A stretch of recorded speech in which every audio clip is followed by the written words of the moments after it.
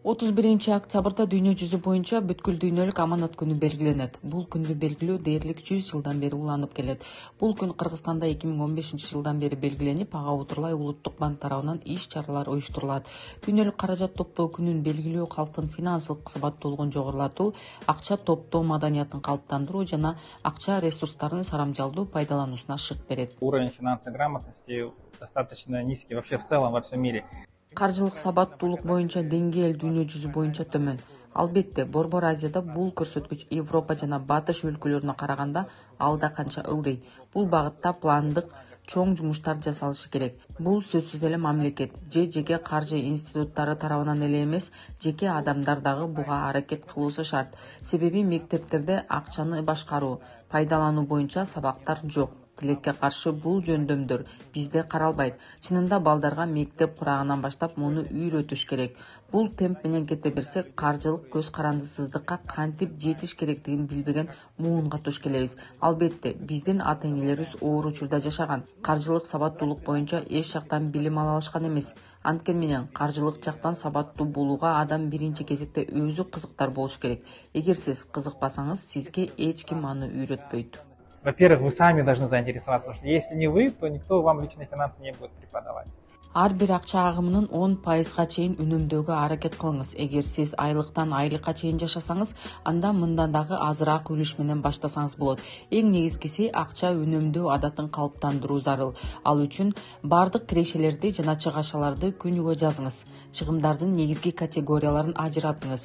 Мисалы, тамак аш, транспорт, коммуналдык кызматтар, жаныбарлар, ден соолук. Чыгымдарды талдоо бюджеттин негизги бөлүгүн кайсы категориялар түзөт, кайсы сатып алуулардан баш тартууга болот, кайсы жерде ашыкча чыгашалар бар. Чыгымдарыңызды алдын ала пландаштырыңыз.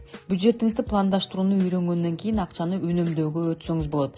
Ыңгайлуу болуу үчүн сиз автоматтык түрдө депозиттик эсебиңизге акчаңызды которуп турсаңыз болот.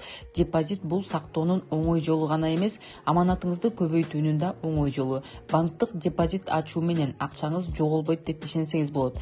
Депозиттер жана эсептер мамлекет тарабынан корголот.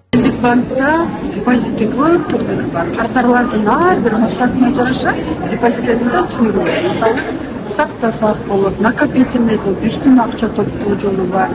Белгилүү бир мөөнөткө белгилүү сумманы коюп койсок болот. Мунун баардыгы мисалы келечегине балдарын учурунда акча топтогондор бар. Чоң бир бюджет алыш үчүн топтогондор бар. Азыр баардыгыбыз телефон менен жүрөбүз. Телефондо биздин РСК 24 тиркемебиз бар. Ошо тиркем аркылуу деле өзүнө депозиттин түрлөрүн ачат. Ошондой эле топтолгон акчаны көбөйтүү, сактоо, чогуу чечип алуунун дагы бир жолу мамлекеттик эмес пенсиялык камсыздоо болуп эсептелет. Бул сиздин жеке салымыңыздан түзүлгөн пенсиялык система. Бул жерде эки продуктыбыз бар. Бул обязательное пенсионное страхование, анан кийин добровольное пенсионное страхование. Ыктыярдуу, анан кийин ыктыярдуу эмес да. Бул жерде адамдардын 2% топтолгон пенсиясын ошол биз менен келишип жүрүшүп, соцфонддон бизге которушат өз ыктыяры менен. Анан кийин ошол 2%-ын бизден кийин пенсия чыкканда алып кетишет.